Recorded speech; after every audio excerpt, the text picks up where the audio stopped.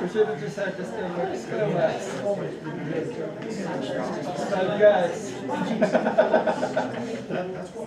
Everybody's burned up. Hello, what you doing? What are you doing? Tim, Martha, what's that? I'm good, you. Martha, how are you? What's that with us? Right there.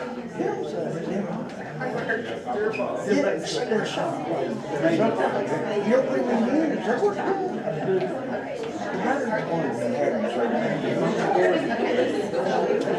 We got him on the ground. We get high. He is supposed to be behind me. I got him coming out the mountain when I was leaving that out. I said we should have just had this down there. We did have it.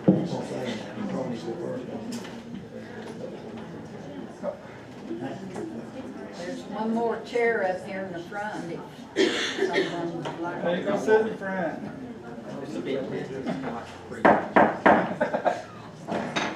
All right, we will bring our regular meeting, September the 6th, 2022 to order. And if there's anyone here for public comment, you need to sign up with our secretary.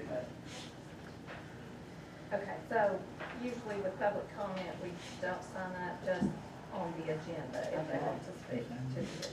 All right, we'll move right along to 3.1, calling our meeting to order. And Mr. Young, would you lead us in a prayer, please? Everyone stand. Let's pray.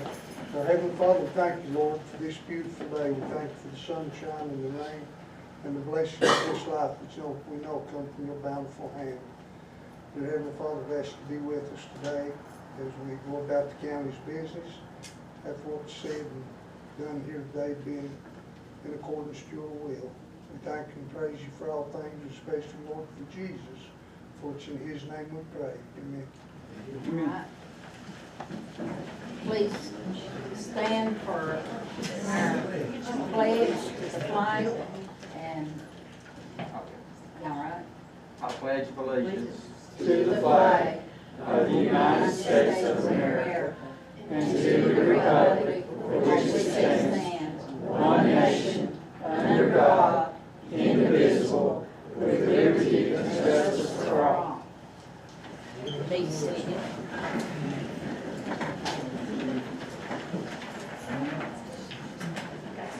All right, we have two commissioners that is not here. Dennis Aldridge is on vacation, and we've not heard from Blake. All right, 3.2A, proclamations and awards. We don't formally have any, Madam Chairman, but I want to wish the best assistant county manager any county could ever have. Happy birthday today.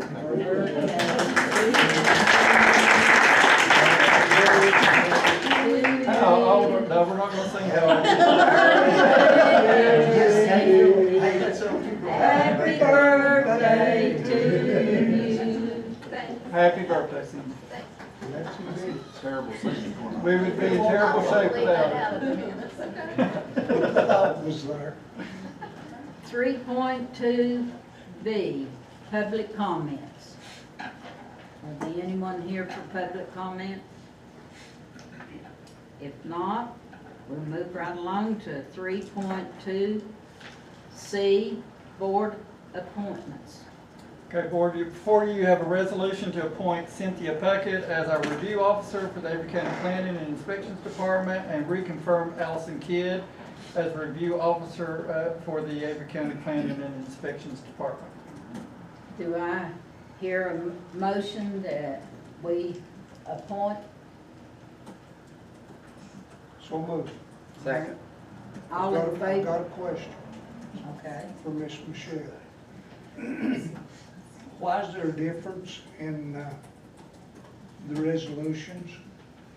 One says it gives Martha the authority to sign, and the other one does not.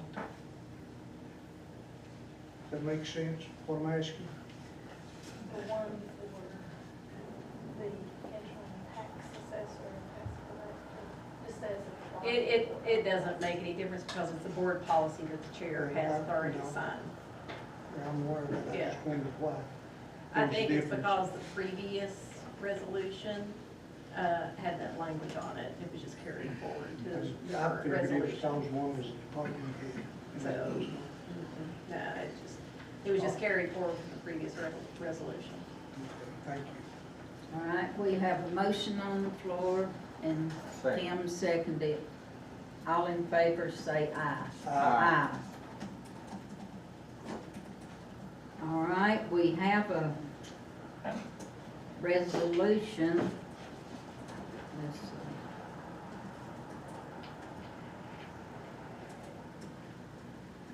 Did it go get ahead of you? I think I'm having to back up. Yeah, long way. All right.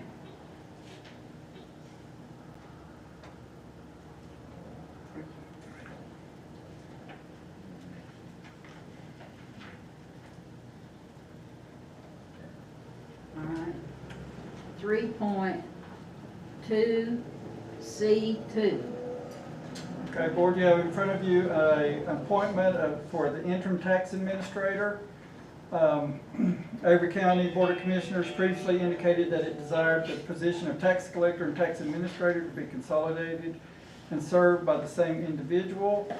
And whereas the board desires pursuant to North Carolina General Statute 105-349 to appoint Andrea Tuberfield as our interim tax administrator, tax collector, with such a term to set to expire February 6, 2023. And now therefore it be resolved that the Avery County Board of Commissioners meeting at its regular session on the 6th day of September 2022, pursuant to the North Carolina General Statute 105-349, appoints as interim tax administrator, tax collector to serve until February 6, 2023. Move we approve. Second. All in favor, say aye. Aye. Aye. Andrea, would you stand so that people, I know they've seen you, but,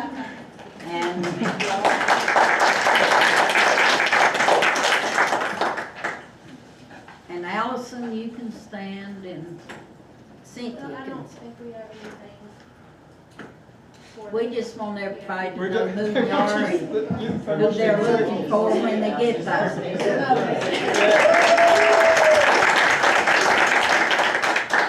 They have done an awful good job, and I like to recognize the employees that do their job.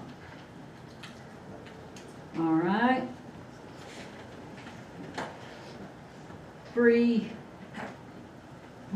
3.3A, Internet service. And I believe Aaron Buchanan's gonna speak on that. First, I'd like to thank y'all for letting us come and talk, and we appreciate the opportunity, and thank everybody that came out today from down on the river.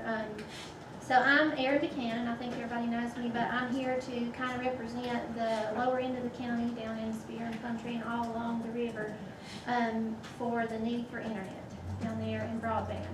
And I know this is probably, we're preaching to the choir on this, and I know that y'all have been working really hard to try and get us internet down there. But I know sometimes too that you don't know necessarily how bad the need is until somebody comes and tells you, you know, what all it's affecting and how bad it is on us down there. And I know a lot of times you can't fix a problem or help if you don't know about it. So I'm gonna kind of tell you everything that it's causing down there, and also we hope to maybe get some insight from y'all on what you're already working on, and kind of some transparency on what's gonna go on from this point and what we can do to help, if anything, to be able to get it down there, because I know that everybody knows the need is there. So kind of first to go along about the needs, I know everybody knows that the only positive I think that come out of COVID was it kind of brought to the forefront the need to have broadband. And it's for a lot of different reasons, but as everybody knows, we own the store probably down at Spear, and so that's kind of the hub for the area down there. And so we get to not only hear everybody's feedback about everything down there, but we were also, thanks to Cleve Young, who's here, only one of 2 places down there that have had fiber over the last 2 years.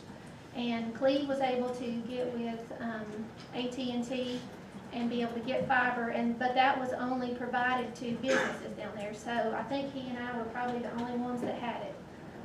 But with that, so just so you know, I mean, I was very thankful to have it, and we were super excited when I got it around 2020, and it was perfect timing because that's about the time COVID hit with the kids. But in order to have that, it cost me, and I've got copies of my bills to show anybody who wants to see it, about $950 a month is my internet bill for that. Not to mention I paid $5,000 to have it installed, and then another $3,000 to try and shoot it to our house so our kids could have internet to do their homework. So that's a lot of money, but other than that, the local people down there couldn't even get it, let alone afford to do that per month. I mean, we were thankful to be able to have it because during COVID, the kids would come to the store and try and do their homework or do their Zoom calls. And at night, there would be little cars sitting out in the parking lot and everybody trying to use our internet, and I was more than happy for them to use it, but the need is that bad. And I know you might think that there are a lot of other options, and there are a lot of other options out there like Starlink and HughesNet and Clearstream, and as I'm sure everybody here can tell you, they have exhausted every one of those options, and they do not work down there. I mean, there is literally no option to have anything. I know for us at night, we would be trying to use our cell phones for the kids to do their homework and work on things, and then the tower would be so bogged down you couldn't get that through. So it's extremely tough. We now were one of the fortunate ones who were able to get SkyBest. It came right past the store and stopped, and so we were all really excited and super thankful that we were getting it down there. And just to give you an idea of the savings, I went from $950 to about $200 a month. So that's, I mean, and we got it on our house, and for the families, it's about $100 a month, which is much more affordable than what anybody can get now. But on that, once we had kind of understood that SkyBest would be going out the side roads and catching all of the people down there as well, and now SkyBest has told everybody that it's kind of stopped, that we're on hold, which is very disheartening. And so just to kind of tell you like the need and the importance of everything, number one is life safety and security. We have several people. Kylie Austin has wrote a letter. Her daughter can't update her pacemaker because they have to go to Spruce Pine in order to get her pacemaker updated. Katie May, who's here with us, her son is having to go to Duke regularly. She can't do her televisits to Duke because she doesn't have internet to do it.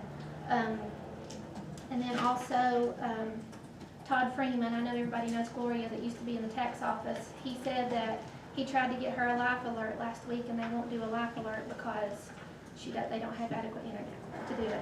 So it's not just schooling and jobs, it's a life safety. And like for us at the store, and for all of the homeowners, there's a lot of stuff goes on down on the river, and we could have access to security. I mean, you call ADT or any of those now, and they won't even come to do, you know, any type of security or cameras or anything. So it'd be nice to have that capability as well. Second is, as I went on before, it's a disadvantage to our kids, a major disadvantage. During COVID, they couldn't get on the Zooms, they couldn't do that, they had to print off their stuff, and not just countywide, like statewide. I feel like the kids are behind other kids that have the access.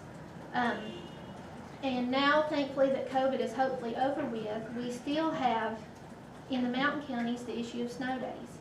And if they had the capability to do those snow days, that would be awesome. They wouldn't be as far behind. And I think that hit home to me when I heard a principal tell that a student that starts in Avery County from kindergarten through 12th grade, if they miss an average of 13 or 14 snow days a year, by the time they graduate, they've missed an entire school year.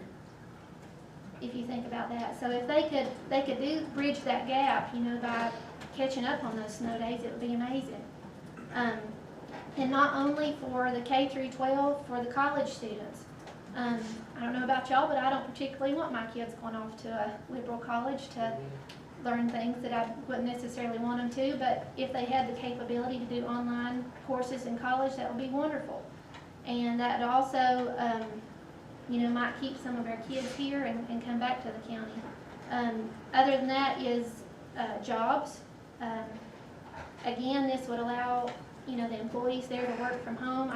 We have Alex Miller, who's going to speak in a minute, but she moved back from Texas with Mopsy, hoping that, you know, she could do her master's here and work. That would give tons of job capabilities. Jamie Houston, who's here, she is working with the State Employees Credit Union, and she cannot do her job, which she's supposed to be able to do from home, because she cannot get any type of internet. And then I think that's everything that I had on that, and I'm sure if anybody else wants to cover any of that later on. But I would love for the kids who do move away and go to college, that would give them such an opportunity to have higher paying jobs that are out there, that are online jobs that could come back here. And I know everybody knows I've preached about that before, that I'm passionate for our kids to come back here and love the county like we all do. And I would like to address this, that I've heard the comment that someone said that the lack of having high-speed internet is the only barrier from keeping development in the rest of the county, which I would like to kind of clear that up, because the beautiful field that y'all may see beside Buck Hill Campground that the nice Cuban family just bought could have cared less if there was not internet down there. So it's not keeping anybody from coming in. They just want to come to the mountains to get away from the city, so they don't necessarily care that they don't have internet. The only thing that it's doing is hurting the kids and our citizens by not having it and keeping them behind from the rest of the state and the nation. So now that you kind of know, I know this is all, y'all have probably heard this and you already know these needs, but now that you've kind of heard how bad it is for us down there, I do have a map that I want to show you. And this is, here, keep on holding. I'll point it out and I'll show everybody.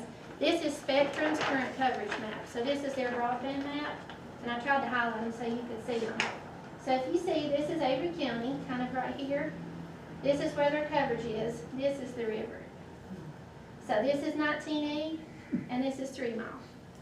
So as you can see, it's tough. It's tough to be down there and know that our kids don't have the access, our people don't have the medical access and everything that they need that the rest of the county does.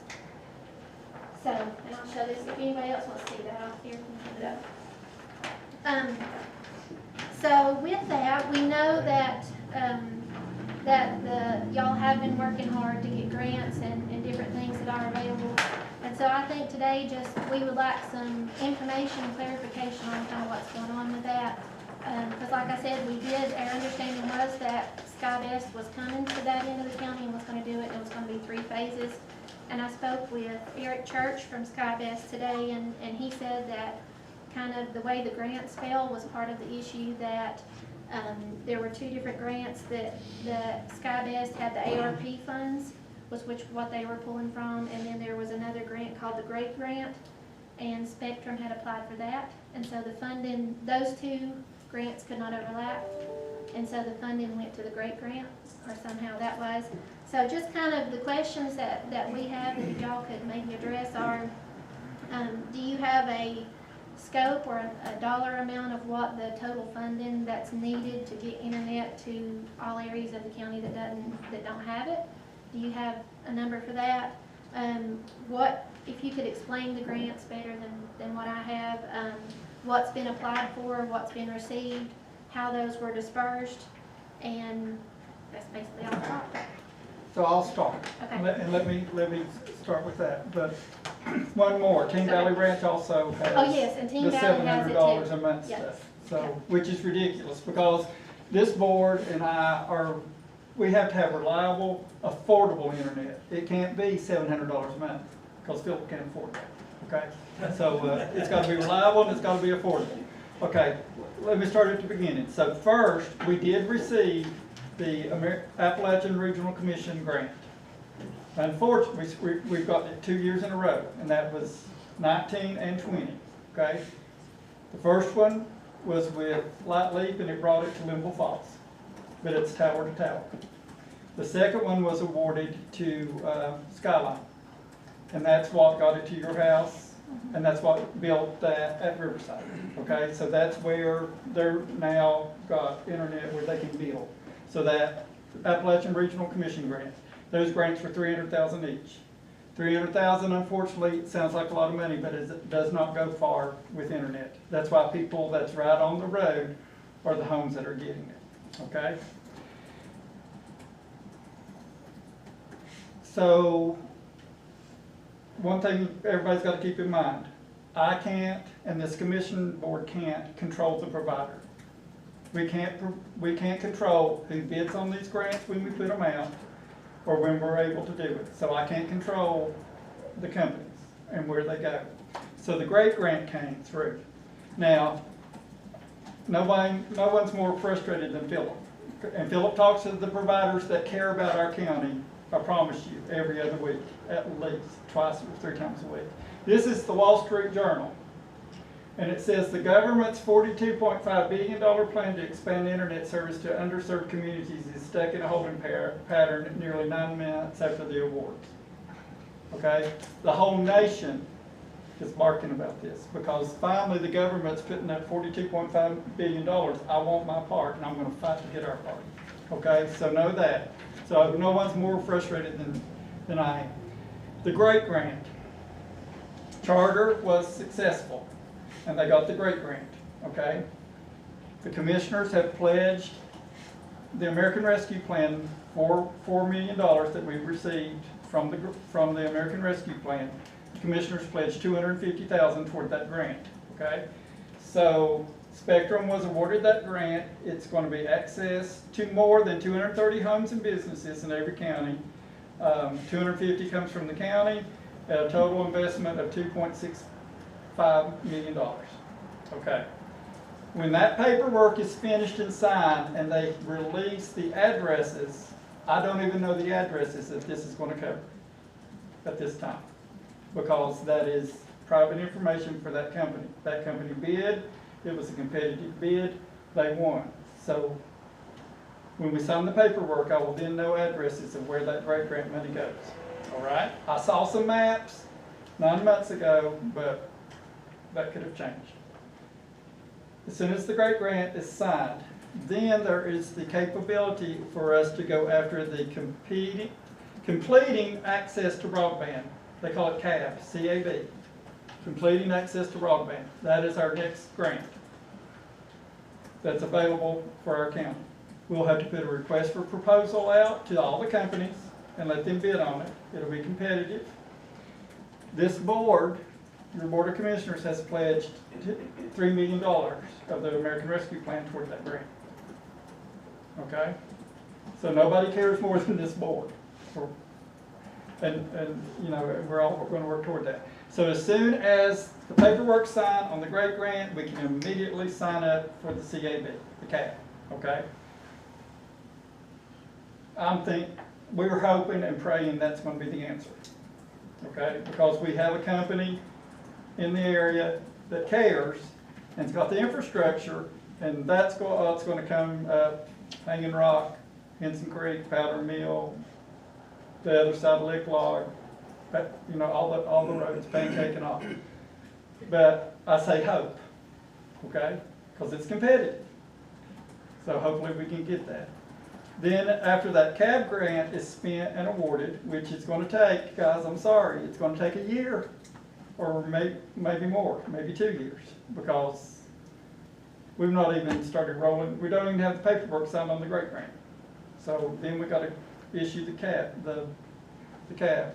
Then the government in January is supposed to come up with what they call the last mile.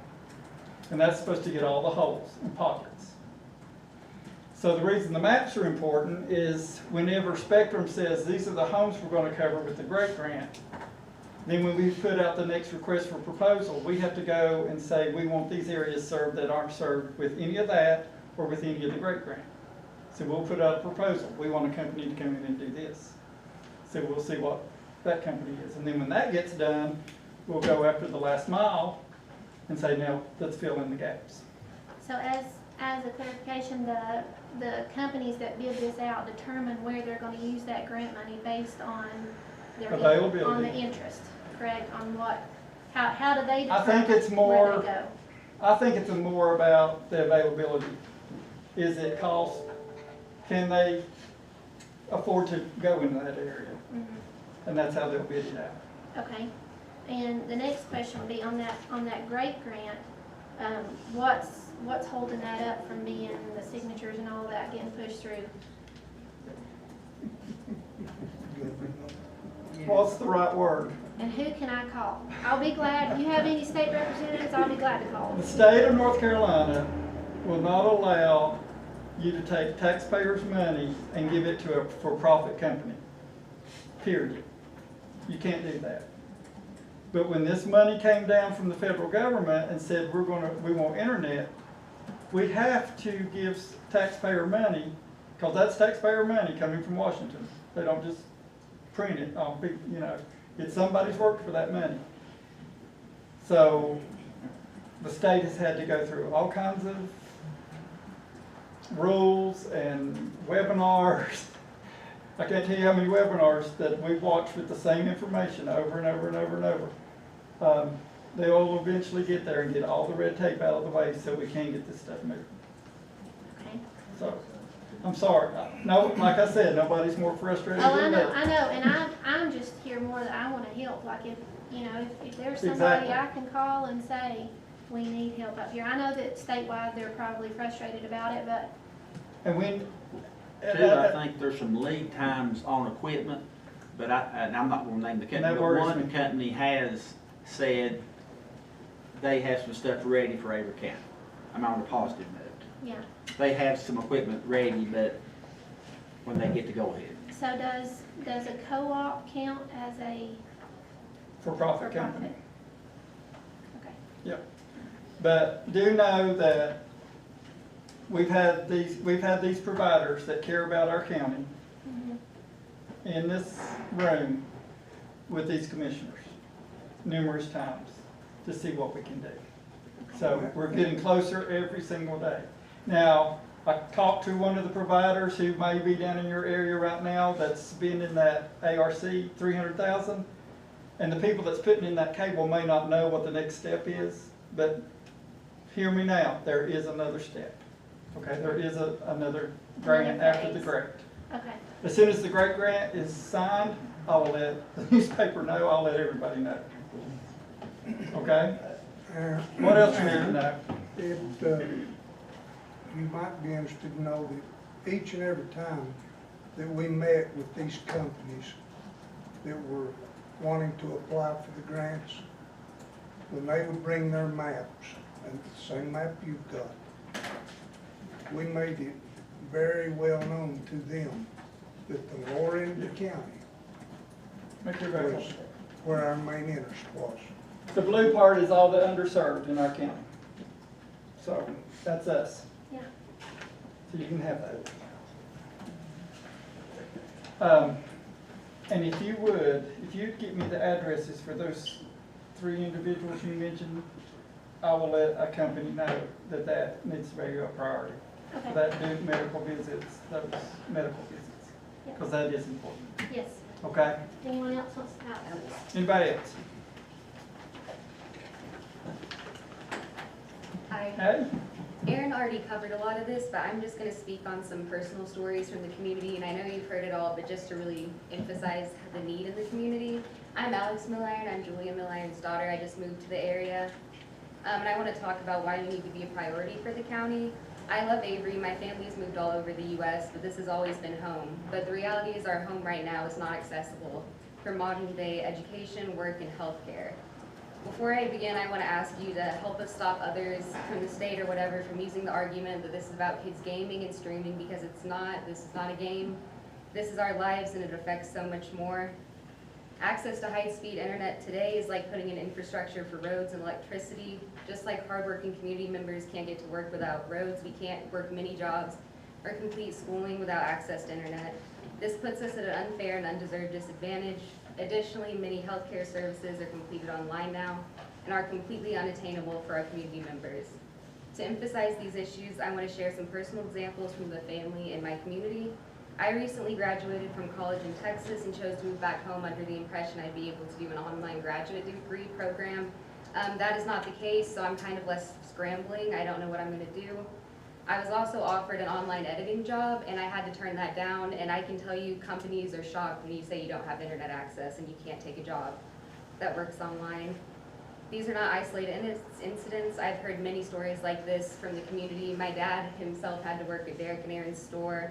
I've seen many kids, like Aaron said, sitting outside the school. I had to take a final exam for college outside the store during COVID, and trying to explain to my professors that I'm not trying to cheat in a car. I am trying to just finish it, and this is the only option for internet.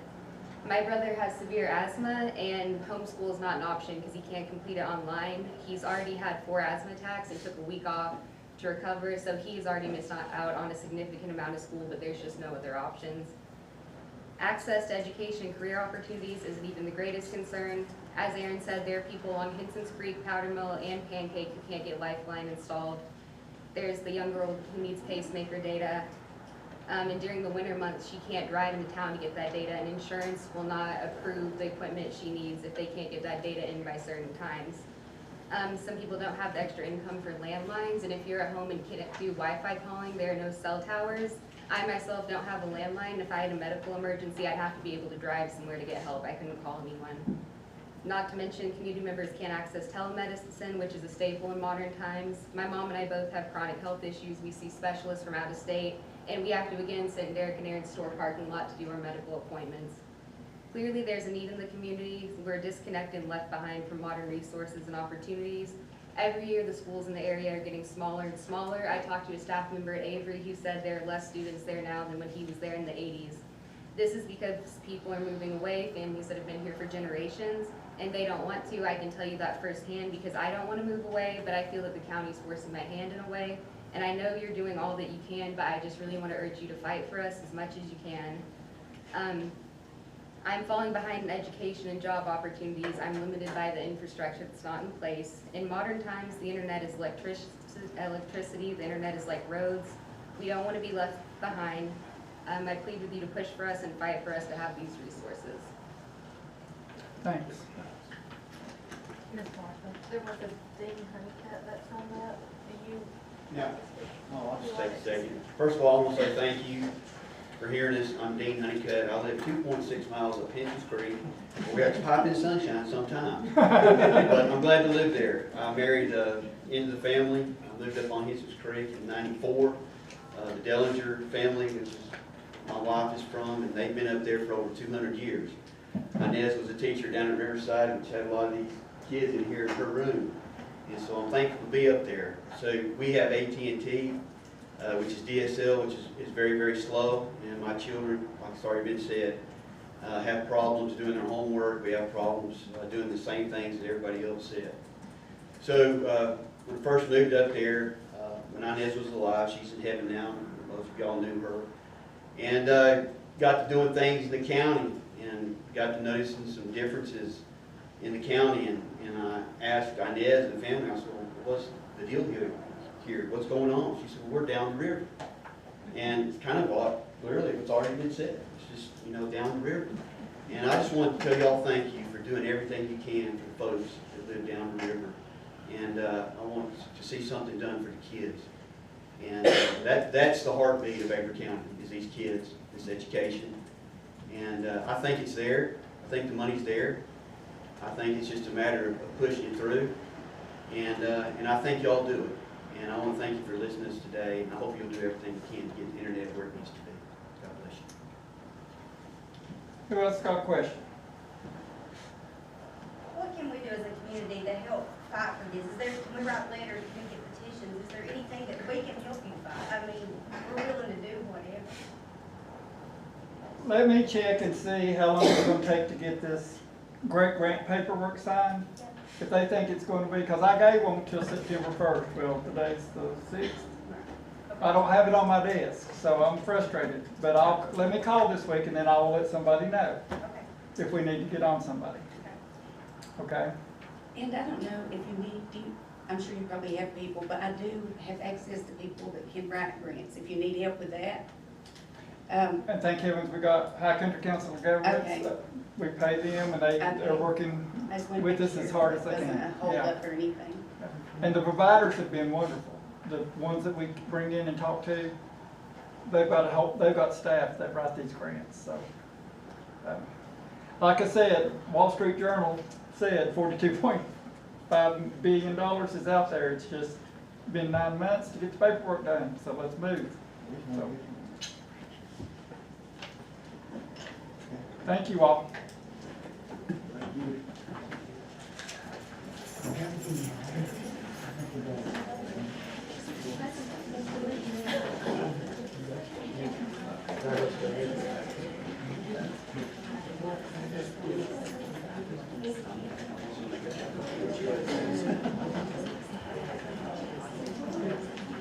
Can I ask a question? Can you tell me if that, any of this involves one of 3 miles? 3 Mile is on the map, and it's so they know that it's unserved. So Okay. Because I'm eventually, right beside the highway. yeah, I didn't have any idea if that yeah. was. So as soon as we shade in what the great grant's gonna do, then it's gonna leave the rest of the blue, and we'll know where the concentrated areas are. Okay? So I can't guarantee it's gonna be at every house, but Right. they have to bid on an area that's underserved. That's the good news, okay? Thank you. So I have one more question. Just- Like my house. So, and this may not be, may be irrelevant, but I was just out of my own curiosity, like, you know, when this was coming through, when it was coming up through 19 there, we, like, almost from different sources, you know, kind of were told or heard that it was gonna hit Henson's Creek, Pancake, and those areas. I'm just curious, what happened that changed that? Or was that just a rumor that was going around, that it was gonna hit those areas? That was probably a rumor, but eventually we are gonna get there. Okay, because yeah, like we heard Because from they different know, sources. Henson's Creek, they know where that's at, okay? They know where it stops at Powder Mill. Yeah. They know that only one side of Lick Logger's got it. They know how far it goes up Big Plum Tree Creek. Yeah.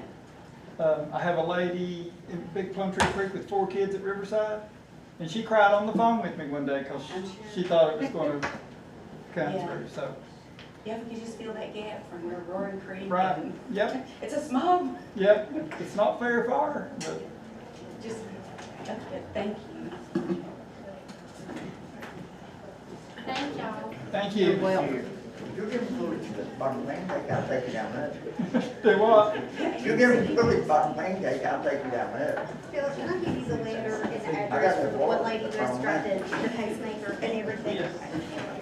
Yes.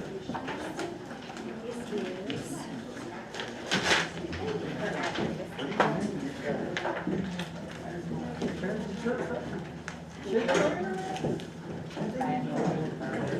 yeah, she got 2 other kids. She's right over Let me there. see if I She's can. got a lot of issues. Okay. All right, All right. thank you. I know Kylie, I know exactly Yeah. who that is. Yeah, so it's Taylor, yeah.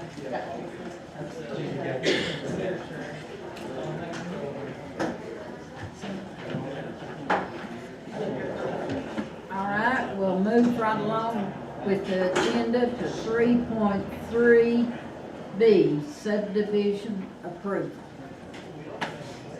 Evening, Board. I think we have first cabins, Eagles Nest, 121, 128.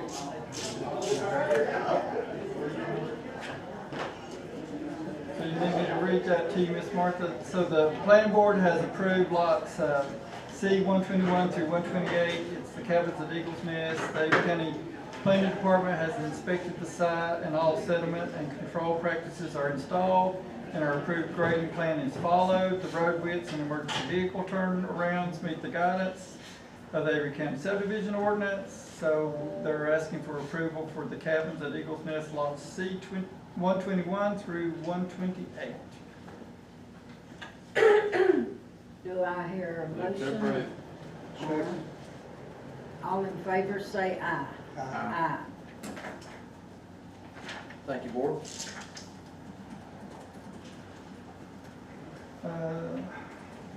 Second one is West Ridge at Eagles Nest Phase 1. So the Avery County Planning Board approved the plat for West Ridge at Eagles Nest. Phase 1, it will be lots West Ridge 1 through 14. The Avery County Planning Department has inspected the site and sedimentation and control practices are installed and are approved, and an approved grading plan is followed. The road widths and emergency vehicle turnarounds meet the guidelines of the Avery County subdivision ordinance. So they are asking for approval of the West Ridge at Eagles Nest Phase 1.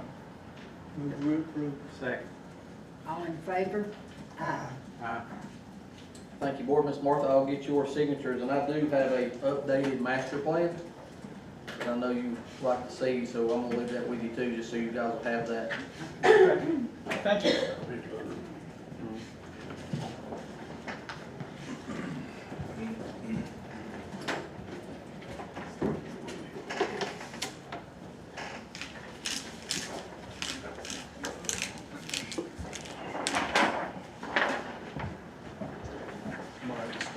Okay, Just see what you you want. found me, I'm gone. That's the most recent, showing everything that Could you we stay right own, here? everything that's still left, which is not much. A small section right in here is about what's remaining. I'll pay you. I think we put that on there. Yeah, absolutely. I signed the paper. Makes it a little easier to tell. You look at these things, that piece of my head. It's not going to support. Did you see where Mike signed that? Yeah. You're on your own. All right. You're not gonna carry away and sign it around with the ball. Is excited. Yeah. It's called, Yeah, what time is it? I'm sure we missed it. It's 4:30. Tomorrow. It's 4:30. We heard. That was good. it works. Sometimes,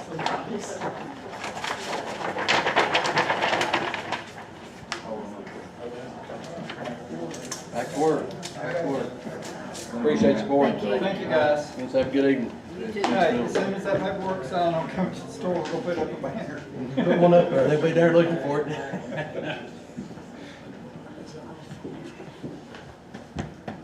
You don't want to keep that.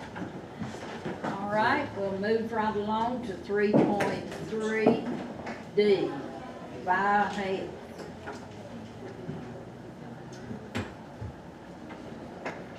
Good afternoon. It's good to see y'all.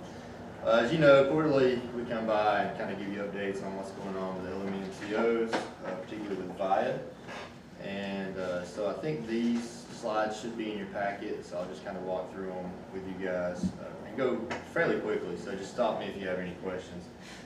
The first is just to talk about the overall current challenges within the whole health care system. As you guys know, staffing in general for any business is a challenge, and it's no different in healthcare, and so all of our providers are having those same issues. And I think there's a variety of reasons.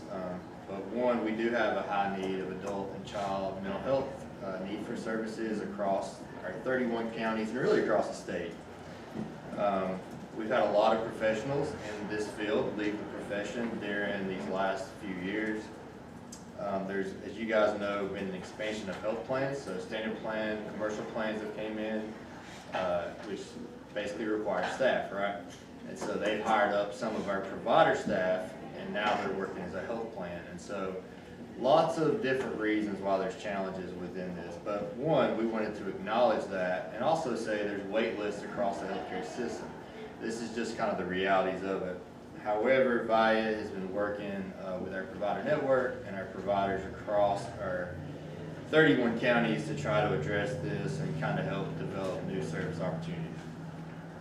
One of the reasons, if you look at the next page, one of the things we're doing is with our walk-in centers, we're trying to stabilize those. We know that we needed to increase outpatient rates, which will help these providers recruit and have retention within their staff. And also we know that that's the most easily accessible way for someone to get help in the real time versus having to get an appointment. If you look at the next page, there's some other strategies that VI is using to address workforce challenges. One way is we've increased rates across all of our service areas. And really, again, to promote competitive recruitment for these providers. And I think, really, if you think about the internet issue that was talked about earlier, a lot of the workforces went remote across the nation. And so, you know, now providers can work in different states with some of our providers or with health plans. And so, whether that's good or bad, that's the reality of kind of the workforce. And so, you know, we're working in a variety of ways through our provider advisory council and all different kind of ways to address these challenges. I think the next slide you have is a statewide child and youth improvement initiative. And so basically, when the last time I was here, we were talking about the Child and Family Specialty Plan, which is a waiver that the state's requested that kind of takes out all the foster care youth and puts them in this separate plan. And so since that time, there's been several counties, you guys included, that's did a letter of support to kind of keep that regional versus a statewide vendor. But VIA, along with the other LME MCOs, have come together and really talked to all the DSSs across the state, particularly in our 31 counties, to figure out what the challenges are and to address those now versus waiting to see what the state initially is going to do with that. Some of the ways we're doing that, and we talked to Raquel very often just to kind of get her feedback, but we're establishing a standardized, seamless process of transition from LME, MCO across catchment areas. So for example, if you've got somebody on a border county that lives maybe in Burt, for example, and touches a county right beside it in Via's catchment, historically, that would require some sort of 2 or 3 day transition period, which could delay treatment. Now we're going to be able to do a seamless, it's an agreement with all LMCOs where it doesn't matter where in 100 counties you live, that we're going to do a pass-through. So it's almost like when you go to the hospital, you get an authorization pass-through for like a 3-day pass-through. We're doing a standardized authorization process to get kids authorized who need residential treatment quicker. We've got Benchmarks, who is really taking all of our 31 county DSS partners and really having work groups to figure out what the LME MCOs need to do to help improve their job and make it easier for them, because we all know they have a tough job. And we're reducing or eliminating the out-of-state or out-of-network agreements. So what that means is generally if somebody lives in Wilmington, for example, and they have a Medicaid in one of our 31 counties, so Avery, for example, and they're with a provider that's not contracted with us, that provider would have to do a single out-of-network agreement with us, which takes a lot of paperwork, and it takes some time to do it, which delays treatment for that kid in that county. So we're doing away with that as well. So, what's your next slide, out of curiosity? Because my bag got mixed up when I was sitting there. Improvement area continued, expanded access. Yeah, okay. So improvement, thanks Phil. Improvement areas continue. Basically, this is a map that we talk to all of our DSS partners with once every 3 months, and we talk about embedded care management. So these are care managers that VIA puts in a DSS office to kind of help DSSs navigate the system. And we're working with Raquel and Avery, but we know space is an issue right now, so we're kind of doing things virtually. And so I think once we get that squared away, there's better space, then we'll certainly have somebody in Avery County. And then also what we're doing is, if you look at the improvement areas continued, basically we have a process now where if there's a kid 24/7 in DSS custody that is considered an acute high-risk case, we have a 24/7 notification where our executive leadership team is aware, and we can work to try to help this kid get a place to go. So if you think about DSS bed kids or couch kids, so a kid comes into custody with a recommended level of care, we can kind of fast track those within a couple hours to see if we can get that kid a bed for that night in a provider, not just any bed. And then, you see also that we currently have 38 crisis beds with the addition of 20 more coming over the next 3 months. And that's really those beds that we've got for VIA kids only. Also, you see on the next page, slide number 10, VIA's increased the therapeutic foster care rate to almost double, from $97 to $175 a day. The real intention there is we know that, and the outcomes and data show that keeping kids in a home environment or a family setting has better outcomes than when kids have to go away in a more therapeutic, residential, institutionalized setting. So what we're trying to do is put more money into that kind of service to keep kids closer to home and get reunification happening a little better.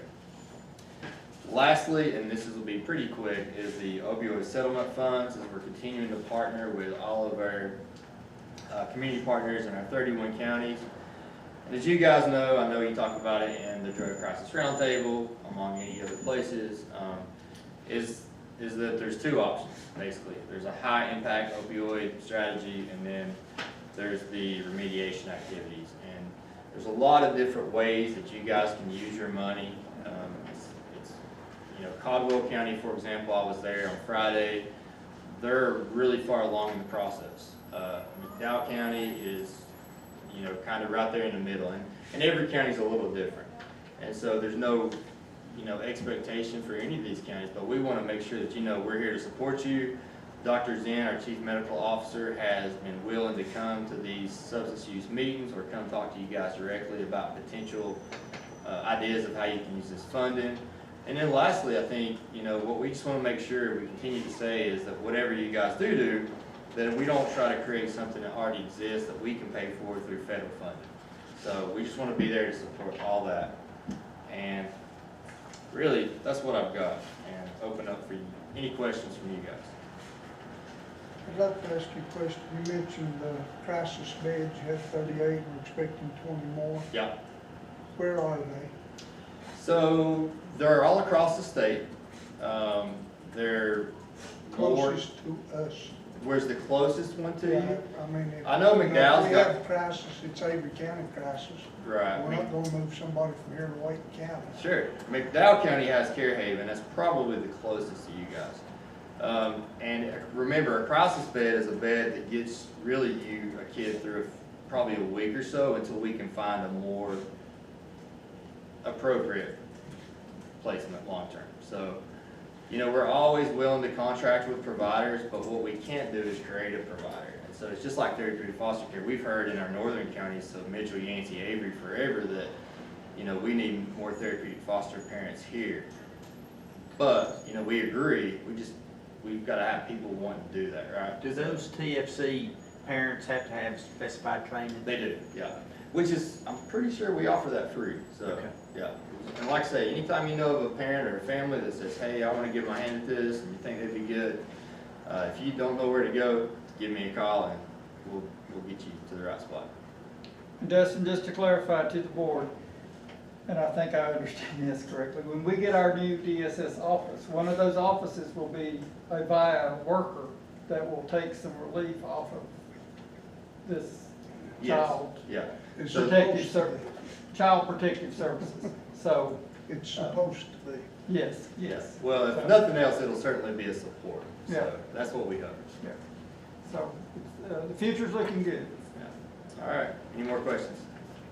Appreciate your report. Yes, sir. Thank you all. Thank you, Dustin. Thanks. Appreciate it. And thanks for answering the phone when I called. Hey, absolutely. All right, we'll move right along to 3.3E, our tax administrator's report.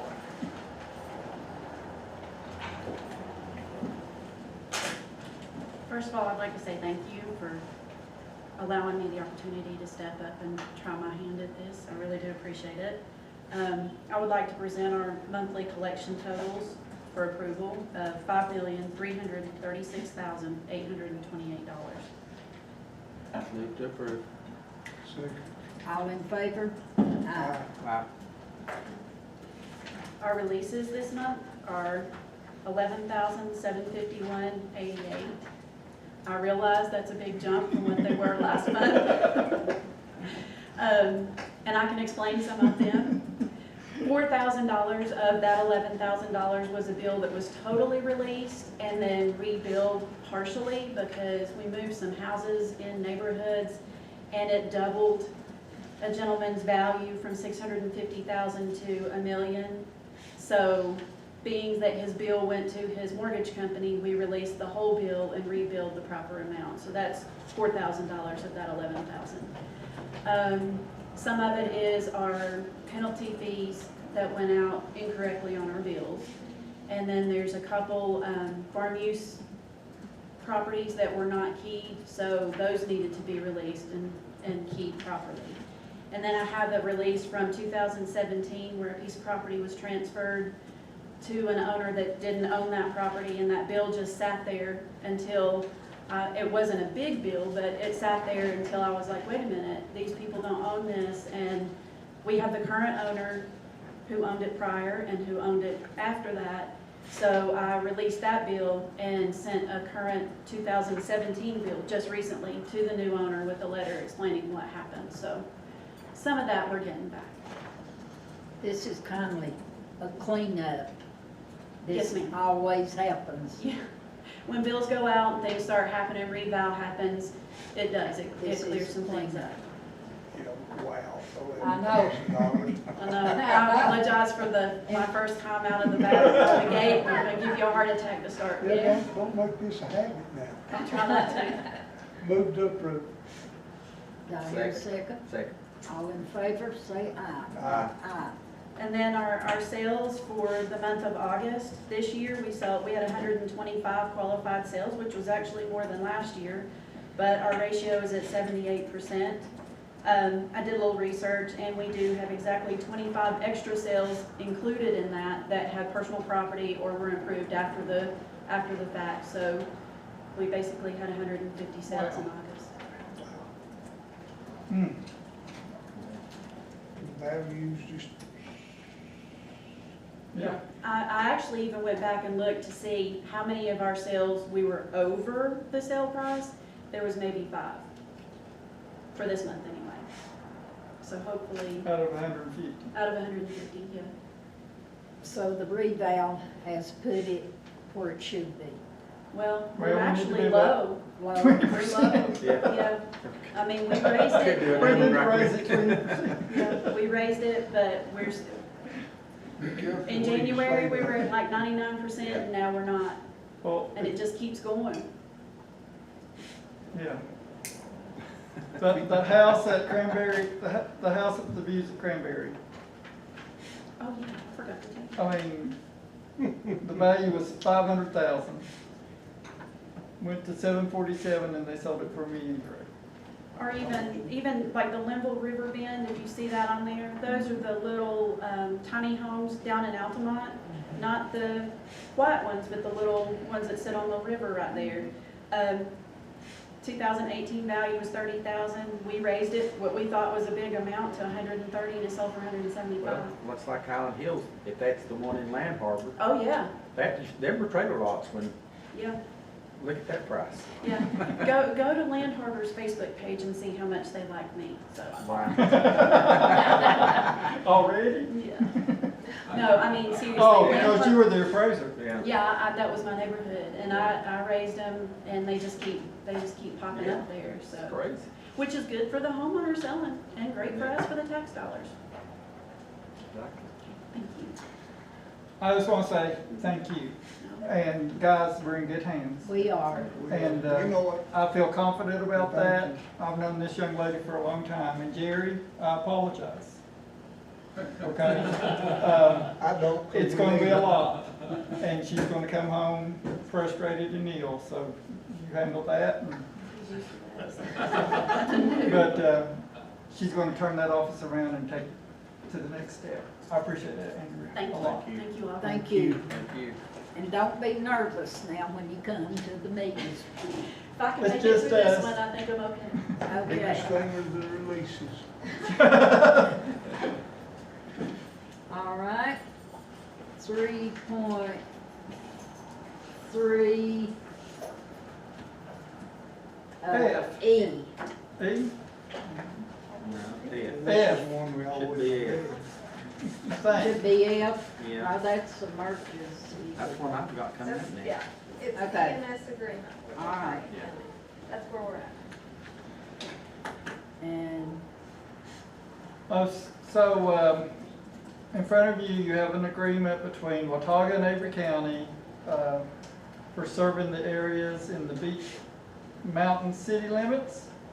And also, what Watauga will be serving on our behalf at no cost to us. This is something that the town is taking their city town taxes to pay. This agreement will be good through June 30th. And Mr. Edmondson has said that he will be giving us reports on how much we are helping them with mutual aid and how much they are helping us with those areas that they've agreed to serve and mutual aid for ourselves. We had a meeting here, very positive, met with the town administration, and they just want us to realize that they're just wanting to provide another ambulance for Avery and Watauga County. So that's the attitude that we're going to move forward with, and we're just asking that you approve this agreement. And Miss Michelle is the author of this agreement, so I feel very good about it, and she represented us well at the meeting, so thank you, Michelle. Now, another thing to point out, it just goes through June 30th, so that's gonna give everybody ample opportunity to See how it's working. works. Yeah. I move with approval. I'll second that. all in favor, say aye. Aye. Proud of you. Thank you. I know it's been bad for all of those involved. I was talking to Mike before the meeting. I'll tell you, if you've got a scanner and you listen, law, it's all the time, and they've got over 322, did you say, I think for, we're around 322. So- For August. we appreciate the workers and the hard work they did. I do too, thank you.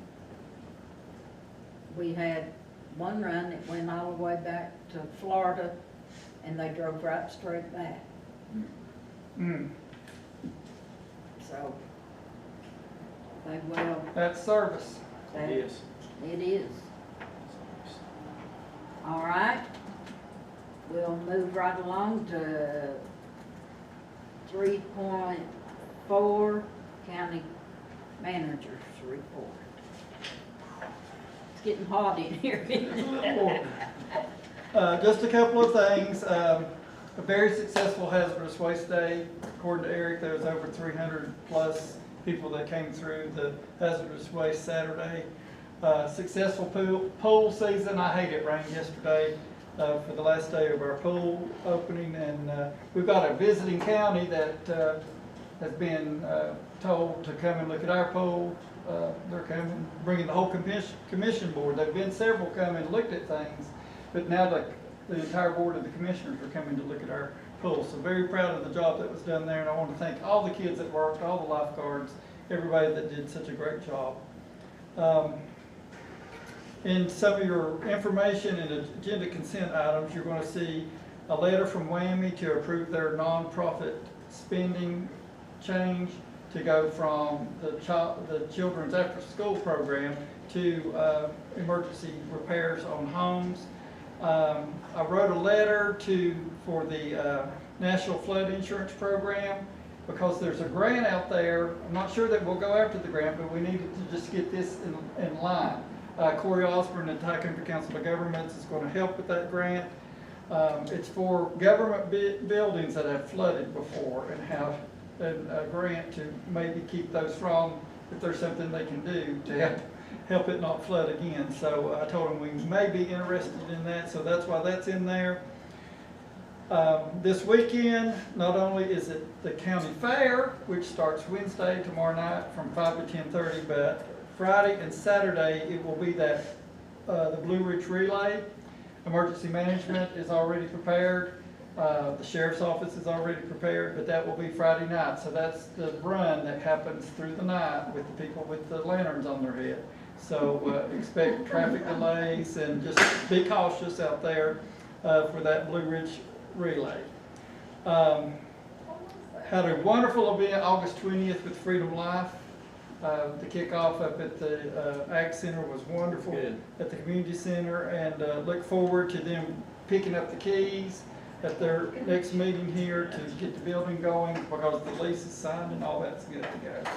So looking forward to getting that program started. Sheriff is right on board and also eager to get that program started for us.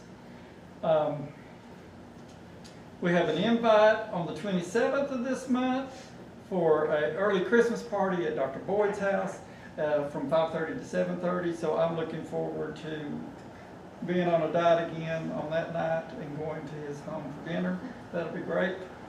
This Friday is our High Country Council of Government dinner over at Boone. I believe it starts at 6, so I guess we'll plan to leave here about 5 o'clock, just in case the traffic is ugly. So if everybody wants to just meet here, we'll take the van or something and ride together. Housing, workforce housing, broadband workforce housing, you know, is do something about the drug crisis. Something we work on all the time. I did have a meeting on Zoom last week with the Dogwood Trust and Lees McRae College. So we're hoping that there could be some kind of partnership there to help expand some workforce housing, because the campus needs housing, the teachers need housing, and their employees also need housing. The president of the college is without an administrative assistant because there's nowhere for any of his applicants to live. And they can't find anything in Boone with all the college kids moving back at this time. So he's had someone turn the job down simply because they couldn't afford an affordable home to live in. Another note, it's also in your packet, but November will be here before we turn around. So Tuesday, November the 8th from 9:30 to 10:30 at the community center, the National Capital Christmas Tree Tour will be coming through Avery County. Supposedly they're going to be on a tight schedule. They will be here 9:30 to 10:30. The high school band, ROTC, drama, chorus is all going to be part of the program, and possibly some of our commissioners. We've got to have a meeting to see, you know, how we're going to fill that hour time slot and what all's going to be going on there. What's the date of that? It's November the 8th, on a Tuesday. That's election. It is election day. Yes, it's election day. You have a social service updated report in your packet, a report from volunteer Avery. They were so excited that they're up to 1,912 clients are served now with the expansion to Minneapolis and all that, so they're very excited about that. Have a report in there that Bill Slagle sent from Commerce, and I thought it was very interesting on the visitor spending in Avery County. And Lily's already done a fantastic job on that report. But just to put it in perspective, $229 million of tourist spending in Avery County, and we have neighbors, Ashe County at 104 and another neighbor at 39. We are blessed That's good. in our county. So the room tax would help along. So we need to get on our Senate to see if we can't get that to happen. And that is a calendar year report. So we'll get next year's just to compare it. And then On the 19th, we have another meeting, and we will have a public hearing on our reentry housing grant that Michelle Ball is putting together for us. I have got an email to Ralph Heiss to help with possibly allowing us to get the property at the prison camp. But there's also an email from Appalachian Regional Behavioral Health, and that shows you the need for this reentry housing, because this client had nowhere to go while he transitioned from the hospital situation back to his permanent home. So it just shows that there is a need in every county for reentry housing, and so we'll work on that. And y'all have heard about the broadband, so that's good, and that's all I have. Wasn't as bad as we thought, Miss Martha. I told you we'd cut you short. And it was good, our broadband discussion was good, because people need to know Yeah. where we're at. They Yeah. really do. And there's no way for them to know if they don't come to the meeting. That's right. One of my biggest faults is I think everybody knows what I know, and they don't. You've got to tell them. So I try not to do that with the board. Sometimes I do. All right, so you're through. And we're gonna get some air conditioning fixed. Golly, they paid. All right, we'll move right along to 3.4B, our finance officer. I would like to report, we did pay our air conditioning, maintenance bills, and we'll probably have some more coming, hopefully, to get this fixed. I have 5 items for your consideration today. Item number 1, the Avery County Sheriff's Office has received a reimbursement from the NCACC Workers' Compensation Pool for the purchase of 3 bulletproof vests. Request the board adopt the following budget amendment to debit capital outlay equipment $1,500 and credit law enforcement support $1,500. Move to approve. Second. All in favor, say aye. Aye. Item number 2, the Avery County Sheriff's Office has received a grant from the North Carolina Department of Health and Human Services for the detection and mitigation of COVID in confinement facilities. Request the board adopt the following budget amendment to debit DHHS grant $86,860 and the credit Sheriff's Office grants $86,860. Move to approve. And thank All in Mr. Cook favor, when you see say him. aye. Aye. Doing good so far. Yeah, so far so good, right? Item number 3, the Department of Planning and Inspections has requested the appointment of a review officer. The increased workload and responsibilities results in the reclassification of the position. In order to compensate for the additional duties, a budget amendment will need to be done. Request the board adopt the following budget amendment to debit senior admin support specialist $4,421 and credit planning and development director $4,421. Move to approve. Second. All in favor, say aye. Aye. Thank you, board. Item number 4, the Department of Agriculture Extension has closed their bank account monitored by NC State University, and the university has requested that the county now hold the funds and handle all deposits and disbursements. Request the board adopt the following budget amendment to debit ag program supplies $7,966.09 and to credit ag extension revenue $7,966.09. Okay, do you know why this was done? It's an account that has been held for many, many years, and NC State is wanting the county to hold responsibility for the overseeing of that money. So this will now be in our funds, it'll be on our books, audited by our auditors. Yes, yes. Sorry. Move to approve. Second. Move to approve. Second. All in favor, say aye. Aye. Item number 5, the Department of Solid Waste is requesting a budget amendment for the increase in solid waste disposal due to the change in landfills. This amendment also includes an additional appropriation for the purchase of a walking floor trailer instead of a tipping trailer. Request the board adopt the following budget amendment to debit contract hauling trash, $157,672.40. To debit capital outlay equipment, $20,000. And to credit fund balance appropriated, $177,672.40. That more than done away with everything that he'd done good, didn't it? Moved to approve. Yeah, I saved the best or worst for last. I really- Yeah. I noticed that. All in favor, say aye. Aye. That's all I have for you today, unless you have any questions for me. Very good, thank you. Thank y'all, appreciate it. And this year, man, Appreciate you. thank you, because the auditors have been here just all last week? All last week, yeah. Okay, it felt like it's 2 weeks. It But felt like it was a month. we're gonna be in good shape, so appreciate it, Kelly. Go good, thank you. Thank you. All right, we'll move right along to 3.4C, our attorney report. I do not have anything that requires the board's attention today.